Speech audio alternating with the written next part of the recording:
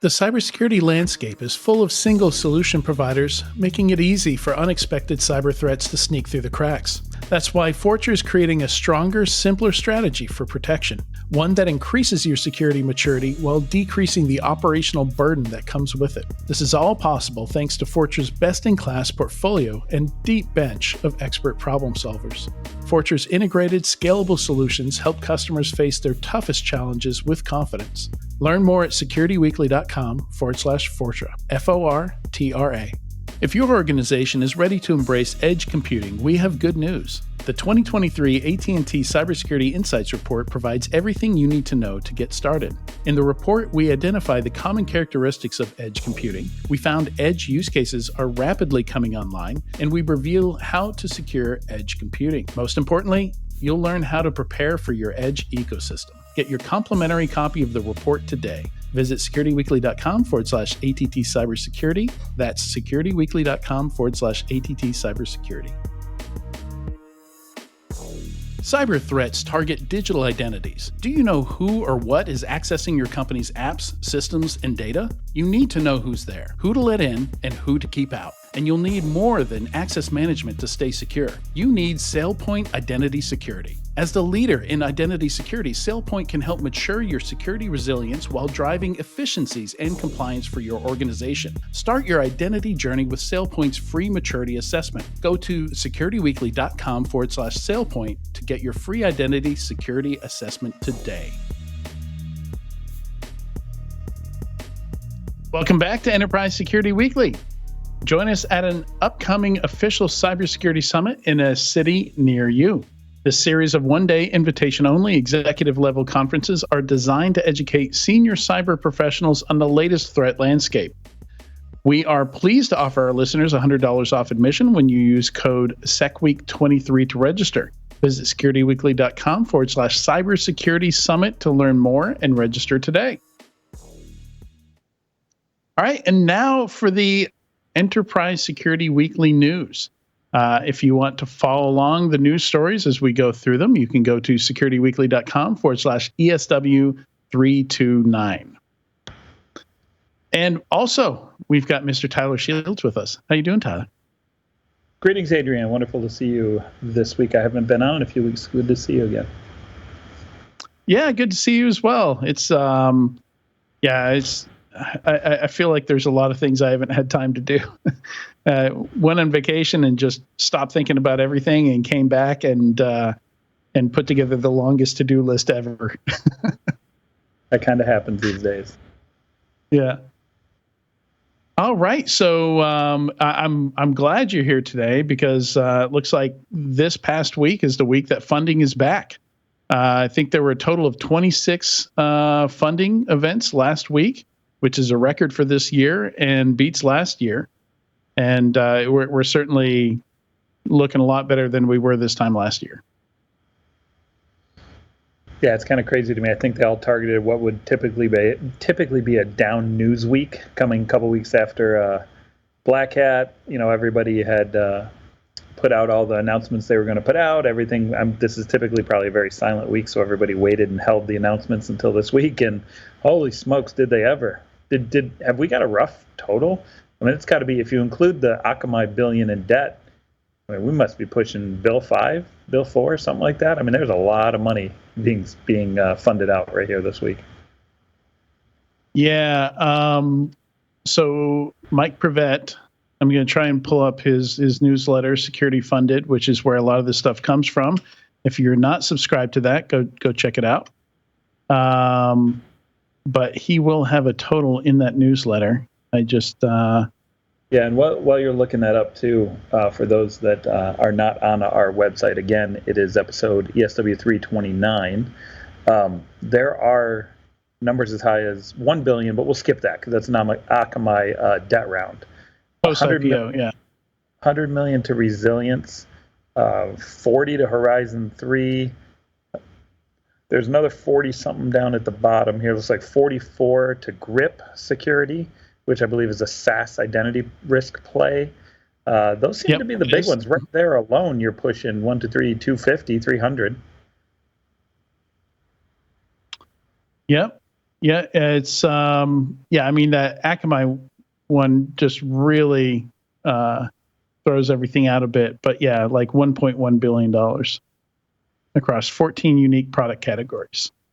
But I tend to have a few that that Mike doesn't have yet, just because when this show comes out, when his newsletter comes out, there's usually a little bit of a difference, and I've got a few newer ones here that hadn't occurred by the time he sent out the newsletter. And it's always interesting to try to understand the trends on what is getting funded too. It feels like, and I also monitor Mike's security funded list. Again, I'll put an unsolicited, he's not paying me plug to go check it out, but he also bulks them together and says what sub niche markets of cyber are tending to get more funded. And it feels like there's just a lot of hotness going in around identity based cyber right now. It seems to be a pretty hot area. I actually haven't done the math on this funding week, but I imagine that's probably up near the top. SaaS security with the grip stuff probably got a big hit this week as well.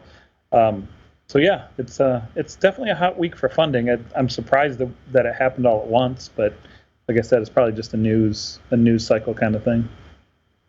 Yeah, and that's the same category as the company I work for, Valence, except Grip is more of a PLG approach. Like you can go and sign up in just a couple of minutes.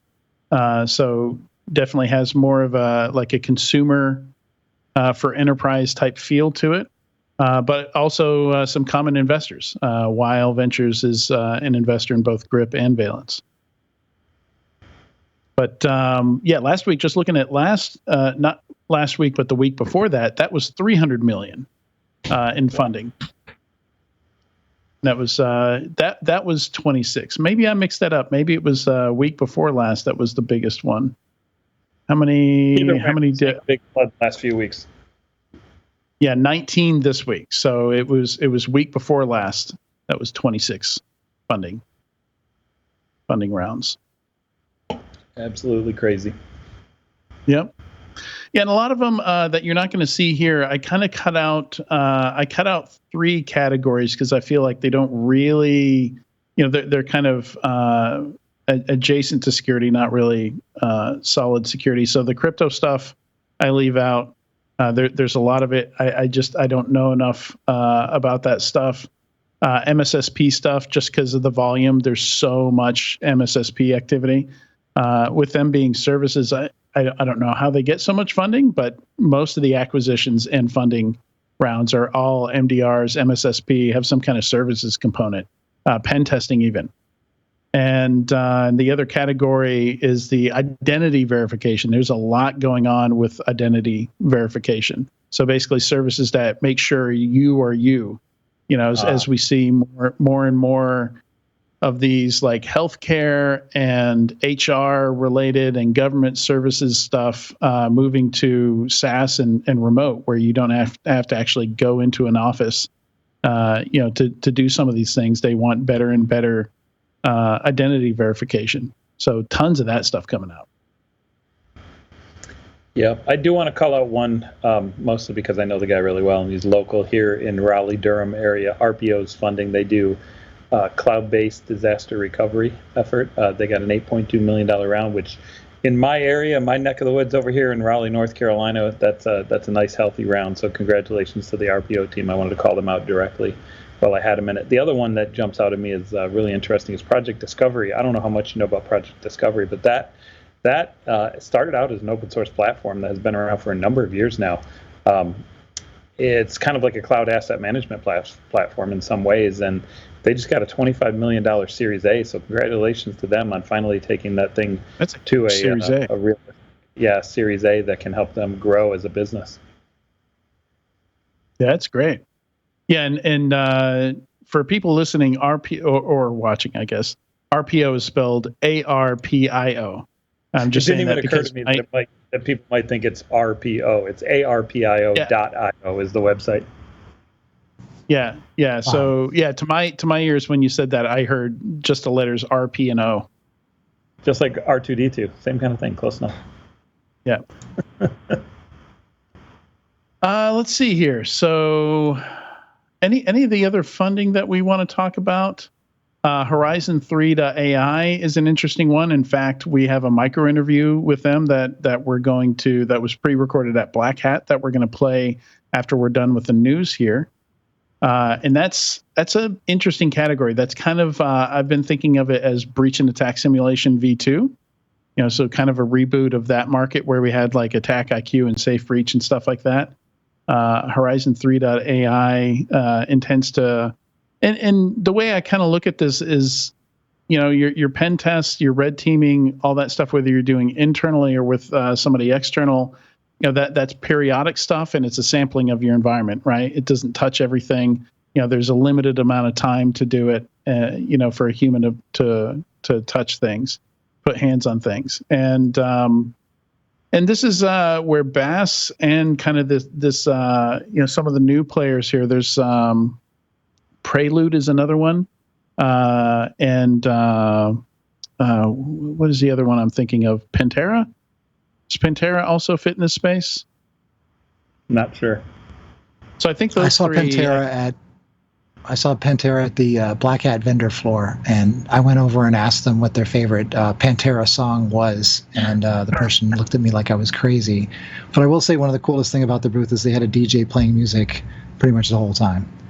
I was very tempted to request Pantera, but 100%. I figured based on the warm reception I got at the table, I probably wouldn't have gotten as much. The name of your company is like, you have to have an answer to that question, right? That's what I thought. I mean, that has to be an intentional pun, right? Yeah. What's your favorite Pantera song? Sean, I'm going to put you on. I blanked. I was ready with the one and I blanked. I'll give you one in a minute when it pops back in my head. Adrian, do you have a favorite? Walk is always a good one. I couldn't name a Pantera song if you put a gun to my head. Yeah, I've listened to them. Don't like them. It's very spicy. Cowboys from Hell. That's an Alpha song, though. Yeah. Oh, the topics go down on ESW. It's not our fault. I mean, you put a good pun in the name of your company, and it's going to send us down a rabbit hole. We're going to rabbit hole. And I saw the other vendor, the Wiz, and every time I saw that, or Wiz, I kept thinking about the Wizard of Oz, and I kept looking for the yellow brick road around it. Right. That's how my brain went. Right? That was a play that was like a derivative off of the Wizard of Oz, right? Called The Wiz, and it was, I think, originally, at least the movie, I think Michael Jackson was in it. Fantastic cast. I'm going to out myself on this one. I've seen that The Wiz play in the theater with my family. So nice. Yeah. So anyway, where I was going with that is I kind of sorry, got an animated GIF. Please put that on Discord too. That's a great animated GIF. That's great. We've got it on our Slack on the back channel. But where I was going with that is I kind of see these services as filling in some gaps between the human-based pen testing and red teaming and stuff like that. The stuff like regression testing with security controls. This stuff should be able to do that, I would think, and also testing. My number one use case is testing your ability to actually detect and respond to things. Like, okay, I just did something really nasty in your environment. Did somebody see it? And that's the thing that always got me when I was a pen tester is like, I'd start out being sneaky and then I'd get super noisy and nobody ever noticed any. Like create a new domain admin account, turning off AV on people's workstations, like none of it. Nobody notices any of that stuff. So that always bothered. You know what I wonder, and again, I haven't done the research on this particular company to know exactly how they do what they do. But we are, and I've said this before many times, we're in a situation now where we have unprecedented access to everything that's going on in your environment via APIs, right? And I'm a firm believer the reason we're seeing so many fundings occur is that people have realized that context and access are massive, which is allowing us to reinvent any cyber market across the board. Identity, detection, pen testing, it's all being augmented with context that it didn't have before. So you can make a smarter breach and attack simulation because it's not just external, it knows everything about your environment, so it can be intelligent about what it attacks, right? So that's just one example. But I feel like we're in a renaissance, a heyday, a kickoff of the next massive wave of what can be done in cyber. And it's all context and API derived. And I think that's what we're seeing on a lot of these companies is them saying, we have access to all this new stuff. We're going to be smarter about how we do it. And hopefully we'll be able to catch people like you, Adrian, when you're doing those types of attacks. I think you're right. I think you're absolutely right, Tyler. I think that the context is key. It has been. And, you know, as we've added all these data sources and thrown in all these different systems, I mean, we talked about a few of them in the last segment where we're talking about MDM, we're talking about an identity provider, MDM being mobile device management, which now means everything to everyone, or you know, basically throw the kitchen sink into it. That's the MDM because it has to do so much, right? Manage computers as well as mobile devices like iPhones, Android, which are very different. But we're getting into a situation where we're overloaded with information. And we know that SOCs get too many alerts. They can't triage them all. They can't figure out what's going on. To Adrian's point, he can do things or has done things and no one saw it. Why? Because those didn't raise to the level of alert that actually had an action associated with it, whether that's automated or manual. And so we've needed this additional context. The systems have gotten more complicated. Now we have on-prem and cloud.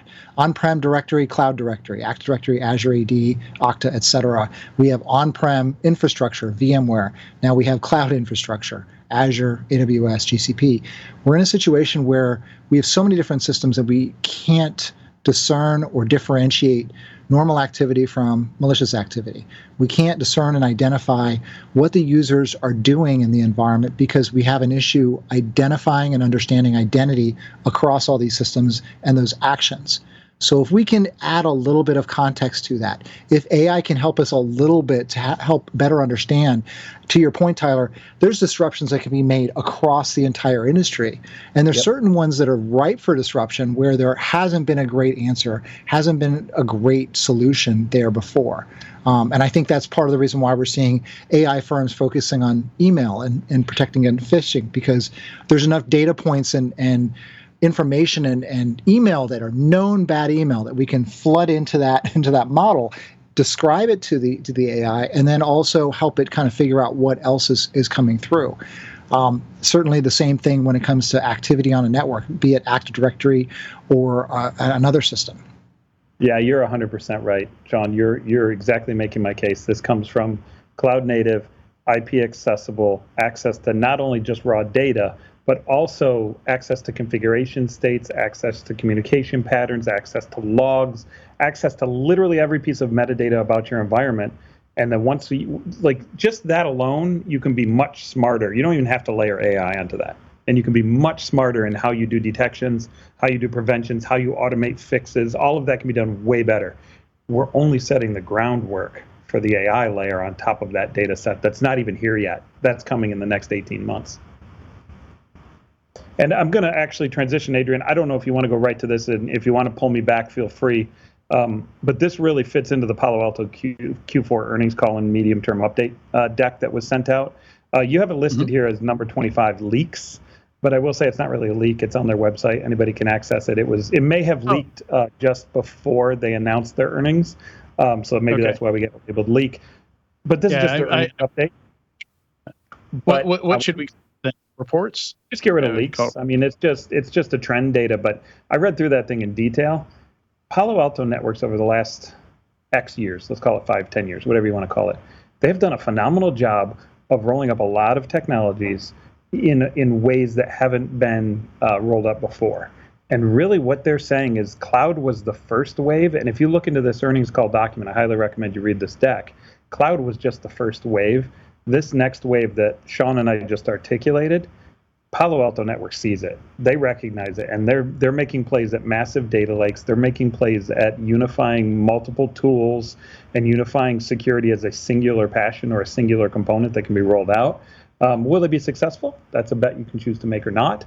But anybody who's interested in kind of the future of where cyber might be going should definitely look at number 25, the Palo Alto Q4 earnings report.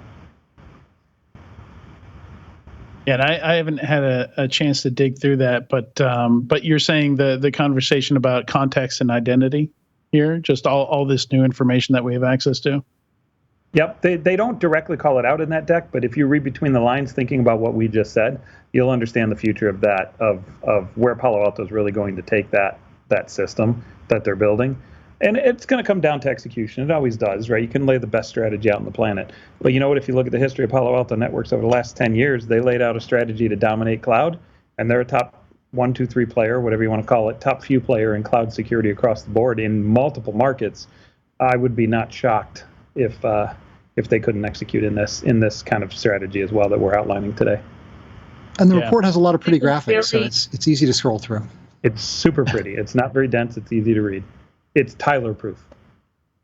They know their audience. They've been really smart about their moves in the last few years, and not just going after the latest and greatest thing, but really looking at the overall portfolio, looking at their partners and acquisitions and who fits where.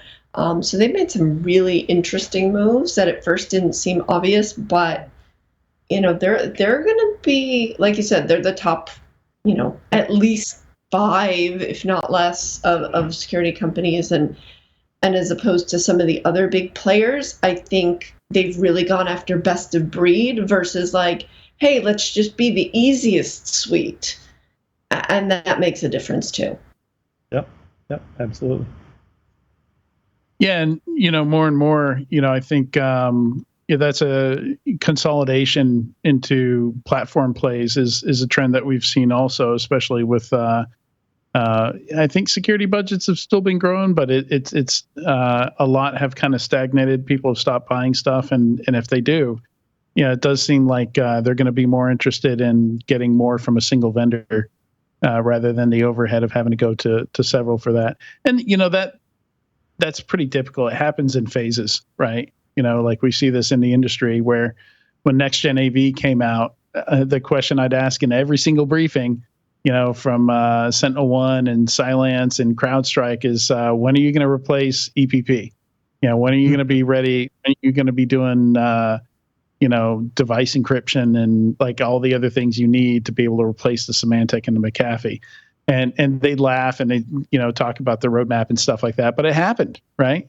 And those companies are now just, not even named that anymore. Like those names are all but gone. And Palo Alto doesn't want to suffer the same fate.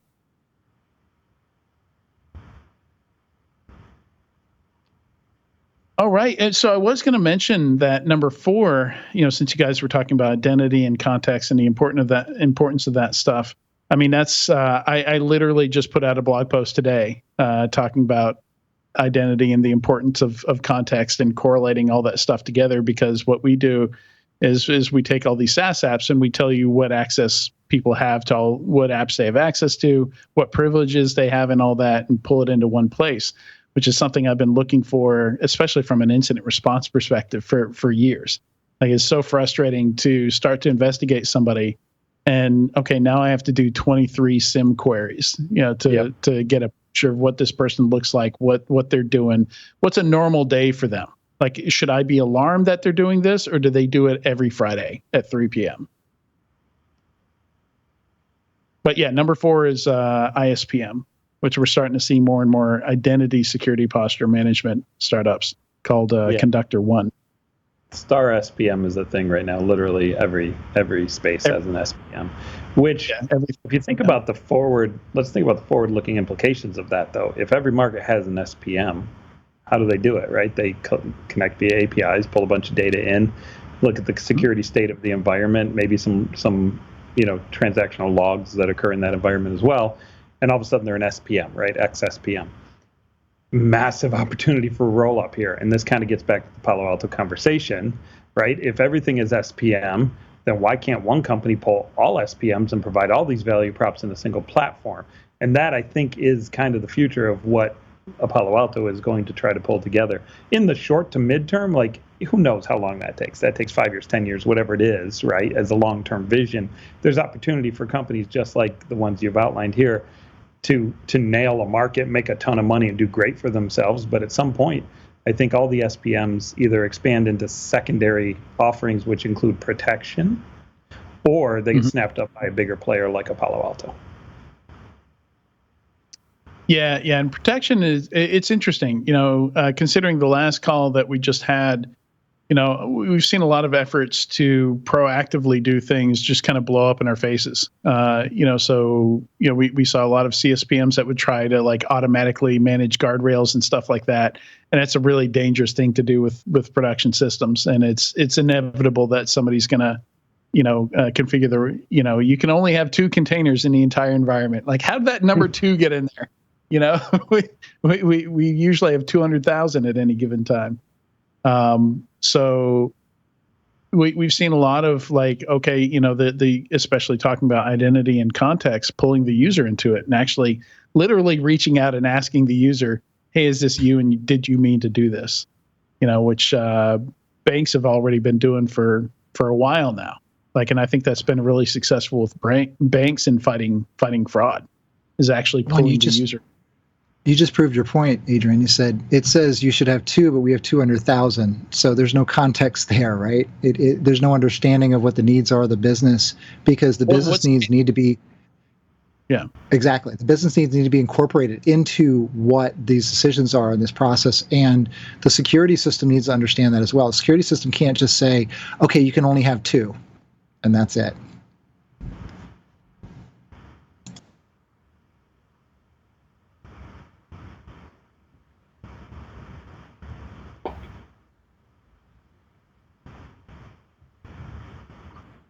You are muted, Adrian. You're talking to the void. Yeah. Sorry. There he is. One of my kids had a quick side conversation. All right. Wouldn't be any ESW if we didn't make a mute mistake. Yeah, absolutely. But yeah. I mean, SIM was supposed to do this forever ago, right? And I love that one of the categories we have, like, we perpetually have this, like, SIM replacing. Like, we're not always going to call it SIM, but it's the goal is the same, and we just keep rebuilding. We just keep redesigning and rebuilding. Speaking of SIM, I've been so disappointed with SIM for the past 10 plus years, because we were supposed to be pulling all this information together into a single source, right? And then the tool itself should be able to go, well, this is an alert, this is an issue. But every time I talked to a SIM vendor or had a customer talk to a SIM vendor, no matter who they were like, okay, well, where are the built-in alerts for the things that we would typically see? And they go, oh, well, you build those because you know your environment.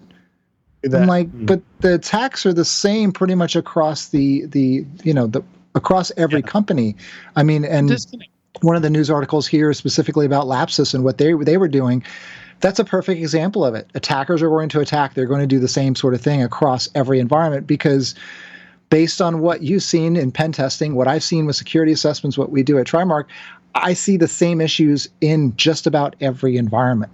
So if those are issues in every environment, attackers are going to do the same sort of activity in most, if not every environment. We should have events that tie to alerts directly in the SIM and automatically, not just because this company and this company and hundreds of companies have to create those. That's why MDRs are so huge now, is the lack of, they're not baking in the detection engineering. That's what XDR is supposed to be. It's supposed to be like EDR plus SIM plus NDR, but with somebody doing the detection engineering on the back end and pushing that down to the customer. And that's definitely what MDR is, right? Like, you're outsourcing that detection engineering function, and MDRs are being treated like software startups now, being valued like software startups because they're able to do that at scale, because it looks the same across all of them, because they can benefit from that scale. Yeah, which is crazy, because now what we're doing is we're going, all right, we have the SIM that we're going to load up primarily with our perimeter devices, firewall, web content filters, VPN logs, if they're even doing that. Maybe you get logs from your directory service system, like your domain controllers, but you almost never get anything beyond that. So you're not getting endpoint logs. You're not getting critical information about where the fight is actually happening on the network. So we're going to end around that and get our our EDR, XDR, MDR logs, whatever you want to call it, that's now going to be the SIM.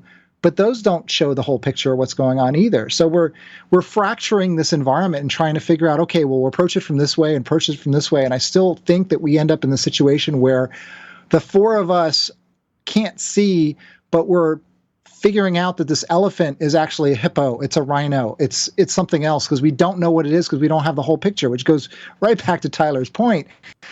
We don't have the context about what's going on because we're still fracturing and looking at these things from different perspectives without trying to have a central view of it. And this concept of a single pane of glass we've hit before is a pipe dream. I mean, everyone has a console, or every company has a console, but they don't all integrate, and it's just a mess. Sorry, this is a bit of a downer, but I was in Vegas a couple weeks ago, and the reality is, walking around the Black Hat vendor floor, is no one of these tools is going to solve the problem. It doesn't matter if it's a unified platform like Palo or like SentinelOne, which we have an article on today about them. One system is not going to solve all these problems. And I think, to Katie's point, some companies focus on best of breed. Other companies focus on platform and being able to provide checkboxes across the system, so that way a customer can go with them and be like, okay, we're good because we've checked all these boxes across what Gartner and Forrester says is important. But we're still not solving the problem, and it drives me crazy because we keep missing these key things that are important, which is, what are attackers doing? How do we stop them from doing those things? And I think we keep missing that. Sorry, get off my soapbox now. You're standing too close to the elephant's leg, right? And it looks like you don't know what it is, right? You don't know what animal that leg is. If you back away and look at the context as a whole, you can start to see it's an elephant, right? But to your point, we're not there yet. We don't have all that context in a way that's consumable, usable, digestible. Why? Because it's a lot of freaking context. And until you actually have some automations in place to consume that context and be smart about using that context, you'll never get there. That's why that's a 5, 7, 10-year roadmap for somebody like Palo Alto to fix. Today, nobody's doing it, right? But I do think that's the future of the direction. Katie, I jumped on you there. Go ahead. No, that's perfectly fine. I was just going to say, going back to an earlier point about all of this integration, everything is an open API, everything is integrated, and that's great. So we're starting to get all this data from here, from there, whatever systems you want to do. But it's not just taking all of this data. You can't just take all of this data and be like, okay, here's what's going on. Because these systems don't necessarily speak the same language. That, your one system isn't producing data that matches your next system. Software is named various things, various versions have to be correlated. Like, there's so much that goes into that, and so correlation is really, really important, but it's really hard to do well, and most companies who do it don't have that down yet. And part of that is just because there's too much data and nobody's trained on that data well enough yet. Is that coming with machine learning? I'm going to call it machine learning. I don't think it's sentient. But how can we use that data, and how can we get rid of the bad data? Because that's just as important. You have one piece of poison data in there that could throw off the whole model, right?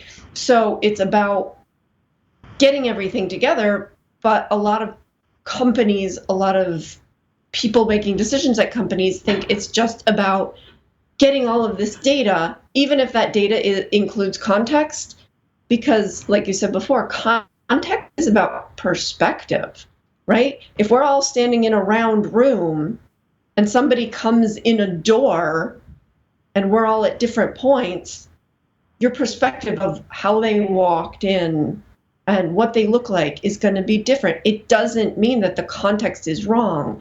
It just means that it has to be normalized in some way. And that's where I think a lot of these tools are falling short. And then on top of that, having findings, having some sort of trending data, in theory, shouldn't be hard, but it is, because we've got so much bad data in the model that it throws these off, and you need so many people looking at the model and tweaking the model constantly that people just get super frustrated, and then they start turning automations off. Like, it's this snowball effect. And the farther in you go, the more people, and security people are skeptical by nature. It's like, oh, I don't trust this. So we're making less progress because every step forward requires a human to go in and say, I'm not so sure. I have to tweak this. I have to do that. And these platforms oftentimes are platforms of purchased products that are then integrated or blue washed, as it was referred to before when IBM or others have bought a product, kind of put their logo on it, and then said, okay, this is part of the platform. So a lot of these platforms have products that were never meant to be integrated, were not designed that way, and haven't been fully integrated, but they can check off the box across different categories. And so therefore you have what you would need per se. But to Katie's point, they're not talking to each other. You don't have a fully integrated product that really gives you the full picture. You don't get the correlation to Katie's point. You don't get the context to Tyler's point. And then the other problem is we continue to buy products that then need people, but we don't hire people, we fire them. So we end up in a position where we're expecting automation to do things that it can't do yet. Maybe it will, but we don't have the people to actually help make those decisions because they're not around anymore, or the people that the person or persons that have been here the longest, we are no longer here because we didn't value them. And so therefore we don't have that human context around that situation, or the human to actually fix the things that were identified from a pen test or as to Adrian's point, a pen test or a security assessment or something else. So yeah, we continue going through the cycle where we're going to buy more tools, but and maybe AI will fill in some of that context, but we still need the people on the other side of this to understand how all these different systems connect. And identity is one of the biggest issues today, to Adrian's point.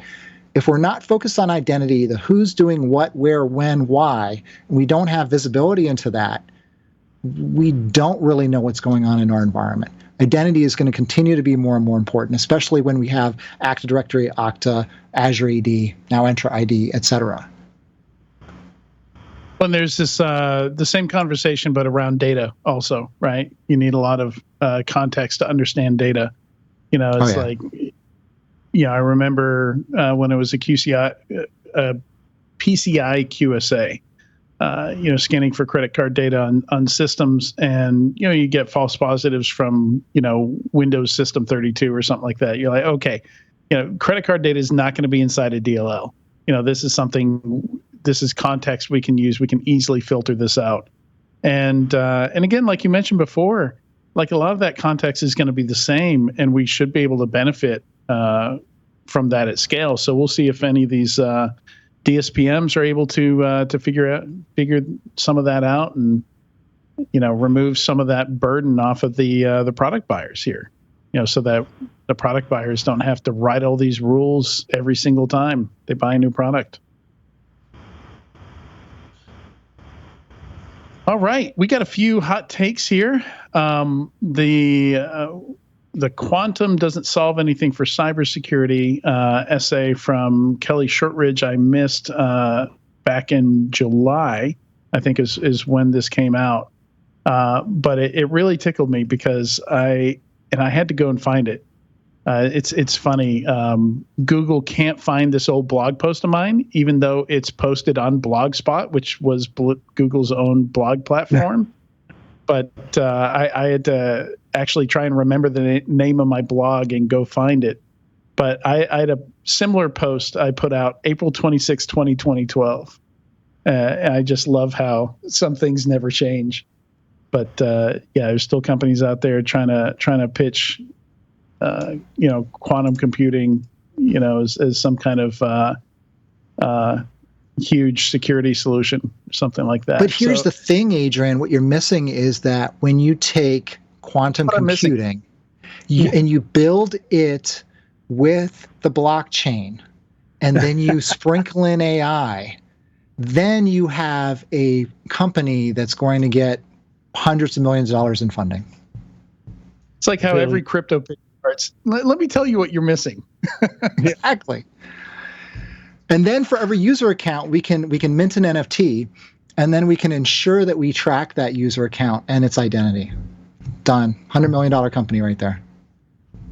At least to start with. That's your Series A. But yeah, good stuff. As always, very entertaining writing. And yeah, makes a good point that, hey, like there's a lot of, and there's some real gems in here too. Yeah. So my favorite is, just kind of redirecting us, just like it's easy to get distracted, shiny things and all that.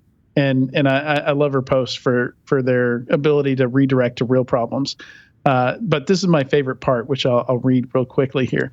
She says, for real, if you want a huge, horrifying existential threat to tackle, the undersea cables that underpin the internet are vulnerable to climate change. Migrating your efforts from technobabble to working on climate change will mean you're no longer a waste of carbon at the very least.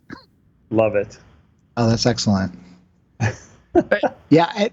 And the point of the article, warming oceans we're gonna screw up undersea cables. That does sound terrifying. That's brilliant. I mean, the thing that I like about the article is it points out that quantum doesn't solve any of the issues that we have today in cybersecurity. The things that we're dealing with, from phishing to private information release, et cetera. It doesn't solve any of that. Quantum really comes down to computing power, which really focuses on more of an encryption type issue and potential problem.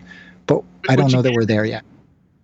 Which we know because we had a quantum special on this and we talked to the experts, is all theoretical. Like we don't even have error correction in quantum yet. We don't have enough qubits for that. So we've got all these current problems, and yet it's just so much funding and so much focus gets redirected to things that are theoretical and far in the future. Absolutely, we want to solve. We want. And pretty much we're almost there, where we've got algorithms, that can be quantum safe. But yeah, even as far as 2012, there had already been several uncrackable quantum safe encryption pitches out there in 2012 that had been debunked.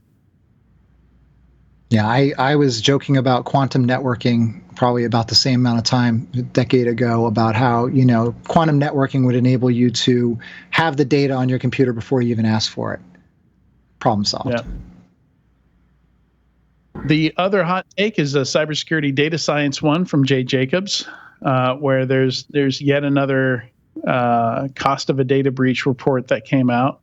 And this is just a post to his LinkedIn where he explains why that's a bad take, that's a bad metric to use to measure this stuff, and for the umpteenth time explains why. So it's a good one there. Interesting essay from Daniel Miesler here, talking about who's going to benefit the most from current and future AI trends, attackers or defenders. Really interesting one from Thinkst here about how default behavior sticks. So Thinkst, they actually went through their products. They have instructions, like if you want to use canary tokens, so these are, if you've got a fake Word doc that you want to get pinged when an attacker opens it, this is one of the things that the Thinkst product does, is it will relay that message to you. But if you want that message to go to your own domain that you come up with, your own kind of secret domain to, you don't want it to be obvious that DNS request is going out to Thinkst's DNS and their name servers, you can set up your own. You can customize it. And their documentation uses a placeholder like documentation does when you have to choose a value for yourself. And they found 40% of their customers were using the default, the some prefix is what that's not what they actually use in their documentation, but that's what they use for the blog post. They just copied and pasted it straight from the documentation, which is exactly the wrong, like you're doing this so that it's not easily guessable as a trap. And you just copied and pasted it right from the instructions. So, pretty instructive for when you put together instructions like this. Like, that's why on all of our broadband modems and stuff like that, the Wi-Fi SSID is automatically generated, and the password for that is automatically generated now, right? Because they knew, we know people aren't going to change them. They're just going to leave it there. It works. Why change it? Yeah. So I found that fascinating. Turns out all the Lapsis attackers were indeed teenagers. Oh, there's some that one through the courts now. Very smart, autistic teenagers, but teenagers. Wow.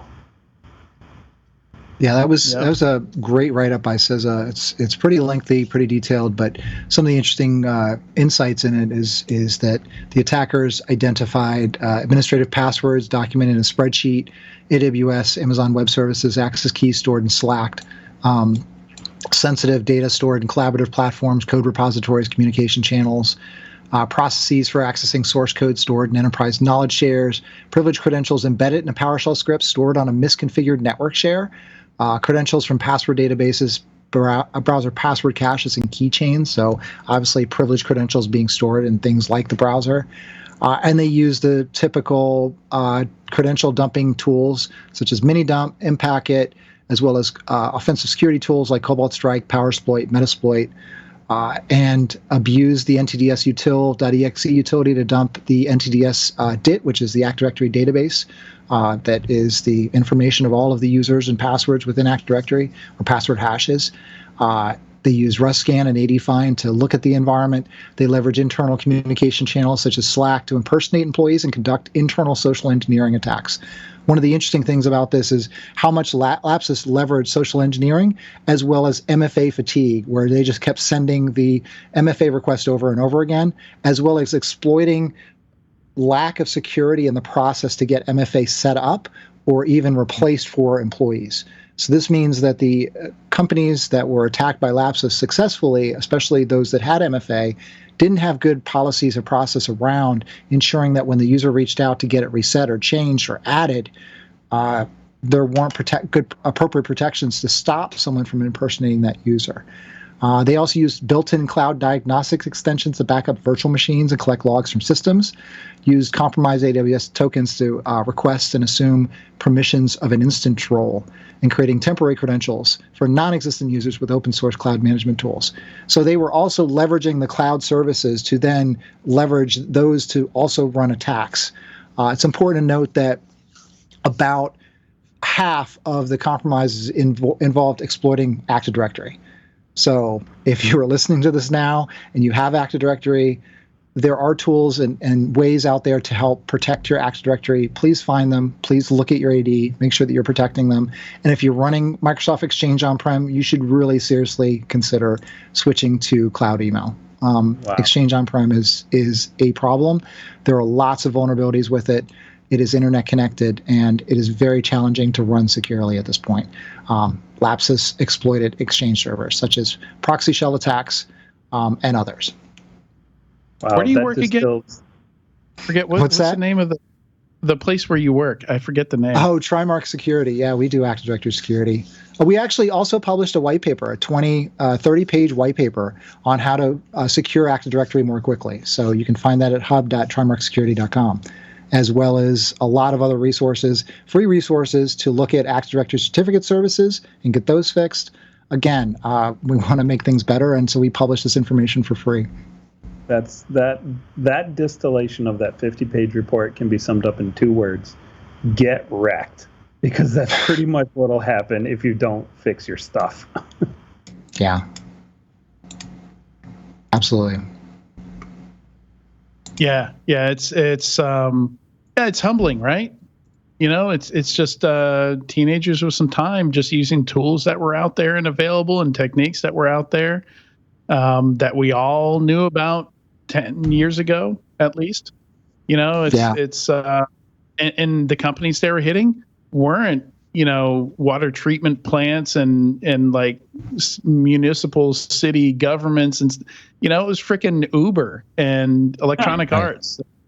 Some of the biggest companies around, which should know better than to have passwords sitting on the network. And also, apparently they were also bringing in and recruiting insiders, paying $20,000 or more for someone working at a telecommunications company in order to do a SIM jacking, which is basically impersonating the SIM card of a known user and their mobile phone number.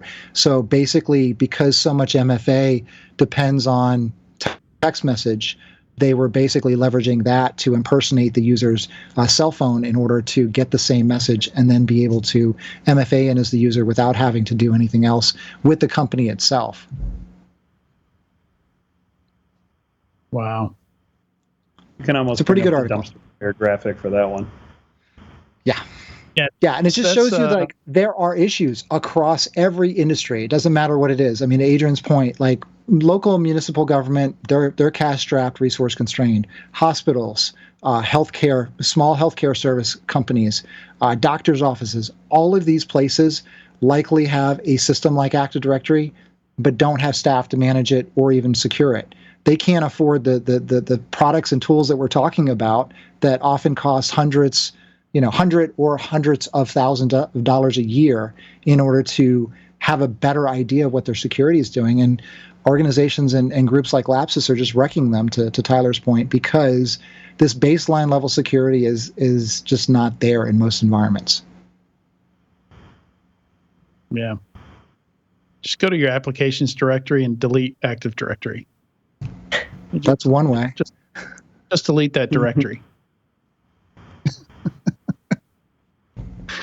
I will say I've had pen testers and red teamers come up to me and complain to me at Vegas a couple weeks ago, saying, yeah, we went up against one of Trimark's customers' Active Directory environments and it was painful. So that feels good. So at least I've got that. I can't help all of these other things, but like I said, we do publish free tools to help those folks. Always great to get validation, you get feedback like that. So let's see. I think we are, I just want to mention number 27.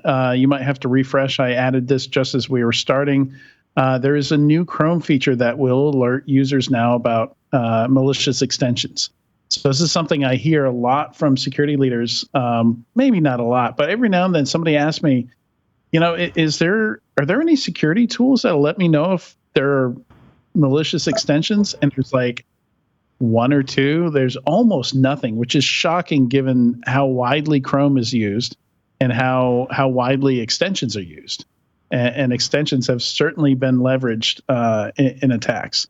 So yeah, this is the ideal thing for Chrome to just build in, some kind of protection, some kind of malicious extension detection and prevention into the browser.